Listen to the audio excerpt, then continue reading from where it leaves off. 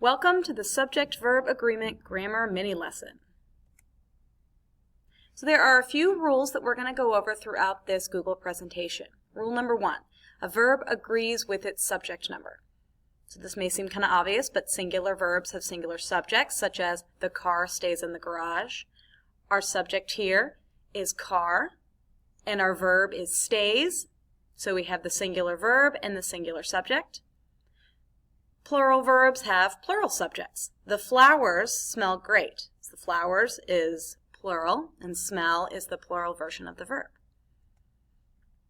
Rule number 2, don't worry about the words between the subject and the verb when it comes to numbers. Don't be fooled if there are words or phrases in between the subject and main verb. Let's look at these sentences. One of the eggs is broken. One of the eggs are broken. This is one of those times where you can't always listen to your ear, but you have to follow the rules. The subject in this case is one, not eggs. So one is broken. So we would need a singular verb. So that's why you want to take out this excess information of the eggs when you're trying to figure out the correct verb.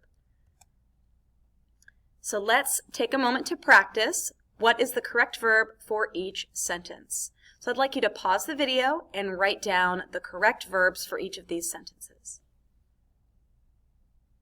Okay, welcome back. Let's go over our answers.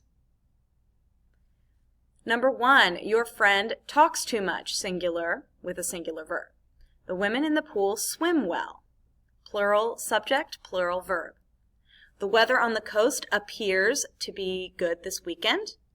The weather, singular verb, appears. Number 4, that red-haired lady in the fur hat lives across the street. Lady is our single subject, and our singular verb is lives. And number 5, the man with the roses looks like your brother, because our subject here is man, so we would need a singular verb. Rule number 3, some subjects always take a singular verb even though the meaning seems plural. These subjects always take singular verbs, and this is just something that you have to memorize, and through practice you will start to retrain your ear to hear it correctly. Each, someone, either, anyone, neither, nobody, one, somebody, no one, anybody, everyone, and everybody. So here are a few examples for rule number 3. Someone in the game was hurt, and neither of the men is working. Now, in the first case, I think you would naturally pick a singular verb because someone sounds like a singular subject. But with our second one, a lot of people get this one wrong. Neither of the men is working. Neither is a singular subject. So even though we have this plural right up against the verb, it needs a singular verb. So neither is working. Rule number 4. These words may take singular or plural verbs depending on their usage, and I know that seems really unfair. So let's take a look at these correct examples. Most of the news is good. Most of the flowers were yellow. In this case, the verb that we choose is being dictated by news and by flowers. So news here is singular and flowers are plural. All of the pizza was gone. All of the children were late. And again, we have pizza as a singular whole item and children as plural. So again, I would like you to pause the video and write down the correct verbs for each of these sentences.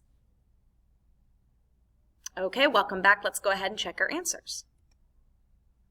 Each of the girls looks good on skis. So we have that word each needs a singular verb.